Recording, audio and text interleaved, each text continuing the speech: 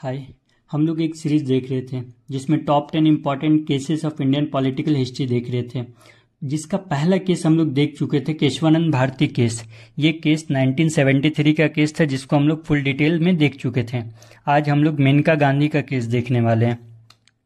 तो ये मेनका गांधी केस था क्या और किसके बीच था, तो ये सबको हम लोग फुल डिटेल में आगे समझेंगे। तो Maneka Gandhi case Maneka Gandhi versus Union of India के बीच ये केस था और ये केस 1978 का केस है। और ये केस का रीज़न बस इतना सा था कि मेनका गांधी का पासपोर्ट गवर्नमेंट जब्त कर लेती है।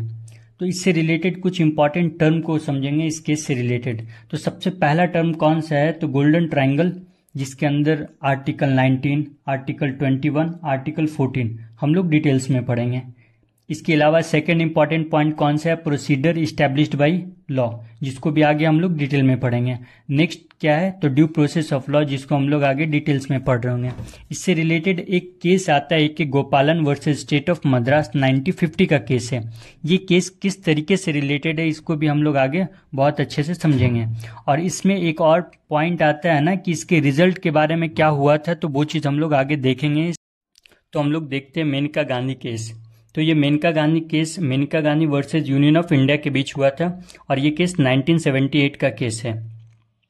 इसका बैकग्राउंड हम लोग समझते हैं। In 1977 the government of India took away Maneka Gandhi's passport under the passport act 1967। तो 1977 में 1977 में गवर्नमेंट क्या करती है, मेनका गांधी का पासपोर्ट जब्त कर लेती है। पासपोर्ट एक्ट 1967 के तहत उनका पासपोर्ट वो क्या करती है, जब्त कर लेती है और इसका कोई रीज़न नहीं देती है। The government did not give her proper reason, और इसका कोई प्रॉपर रीज़न नहीं देती है कि उनका क्यों जब्त किया गया पासपोर्ट। बस इतना कहती है कि पब्लिक इंटरेस्ट की वजह से उनका पासपोर्ट क्या कर लिया गया है, जब्त कर लिया गया है। इसी चीज़ को मेनका गांधी क्या करती है, चैलेंज करती है दिस एक्शन। ये जो उनका पासपोर्ट जब्त किया गया, इसी चीज़ को वो सुप्रीम कोर्ट में चैलेंज करती है।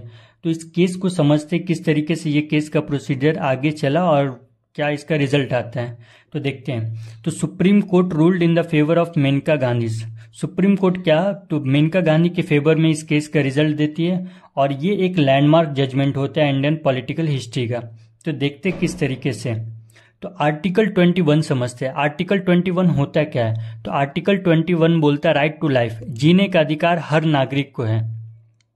तो सुप्रीम कोर्ट इसी में इंक्लूड करती है, आर्टिकल 21 में एक वर्ड इंक्लूड करती है, डिग्निटी। तो supreme court included dignity in life. इसका मतलब क्या है, तो सुप्रीम कोर्ट बोलती है जीने का राइट टू लाइफ का मतलब जी तो जानवर भी रहा है, तो राइट टू लाइफ का मतलब इंसान जानवर की तरह नहीं जी सकता, इंसान का डिग्निटी होना चाहिए, एक स्वाभिमान की तरह वो जिए। तो right to life with dignity. तो इसी केस में डिग्निटी वर्ड ऐड होता है आर्टिकल 21 में, जिसमें राइट टू लाइफ को हटाकर क्या बना दिया गया, right to life with dignity. मतलब जीने का अधिकार नहीं, जीने का अधिकार सम्मान के साथ जीने का अधिकार होगा। सेकेंड पॉइंट क्या था, supreme court also included right to travel abroad. इसी केस में ये भी पॉइंट ऐड किया गया कि विदेश घूमने का अधिकार हर नागरिक के पास होगा। ये एक फंडामेंटल राइट है जिसको आर्टिकल 21 में ऐड कर दिया गया। तो ये समझ रहे, supreme court also include right to travel abroad, मतलब विदेश घूमने का अधिकार सबके पास है। जो इनको रोक दिया गया था उसी की वजह से ये आर्टिकल 21 में इसको प्रावधान को ऐड कर दिया गया। तो आगे हम लोग तीसरा पॉइंट समझते हैं इसका क्या है, ठीक है। Supreme court framed golden triangle rule, और इसके साथ एक और वो क्या ऐड करते हैं, गोल्डन ट्रायंगल रूल। तो ये समझते गोल्डन ट्रायंगल रूल होता क्या है।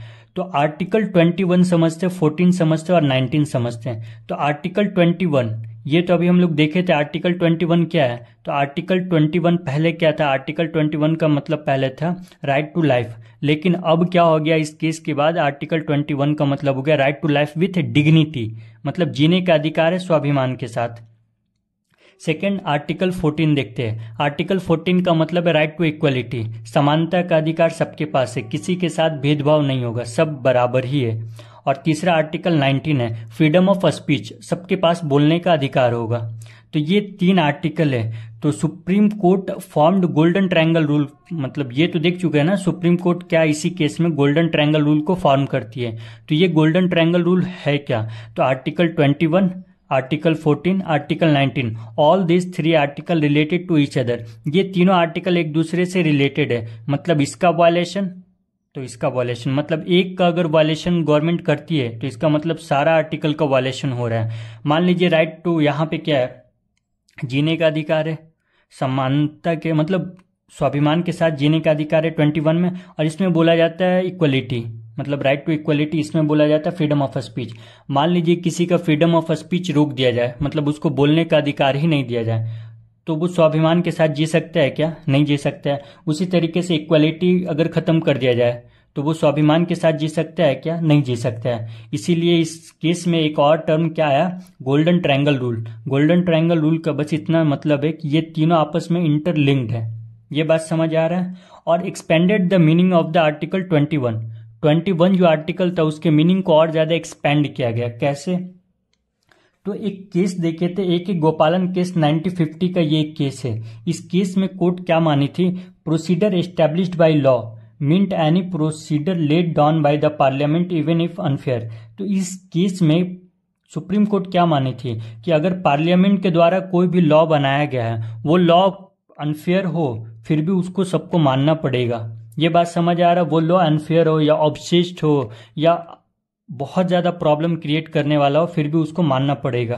तो ये एक गोपालन केस में ऐसा बोला गया था, जिसको मेनका गांधी केस में रिवर्स कर दिया गया कि procedure must be just, fair and reasonable. कि वो जो प्रोसीजर होना चाहिए वो कैसा होना चाहिए, वो जो लॉ बना है वो कैसा होना चाहिए, फेयर होना चाहिए और रीजनेबल होना चाहिए, मतलब बहुत ज़्यादा आत्मनकारी नहीं होना चाहिए।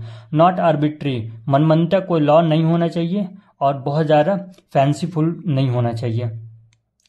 This broad due process of law, इसी के वजह से एक टर्म आता है ड्यू प्रोसेस ऑफ लॉ। तो ये जो पहले टर्म था प्रोसीडर इस्टेब्लिश्ड बाय लॉ, ये टर्म कहाँ से, ये जापानीज, मतलब ये जो जापानीज कॉन्स्टिट्यूशन से ये वर्ड लिया गया था, प्रोसीड एस्टेब्लिश्ड बाय लॉ। मतलब पार्लियामेंट अगर कोई भी लॉ बनाती है तो उसको आपको फॉलो करना पड़ेगा, वो अनफेयर ही क्यों ना हो, उस पर सुप्रीम कोर्ट कुछ नहीं कर सकती है।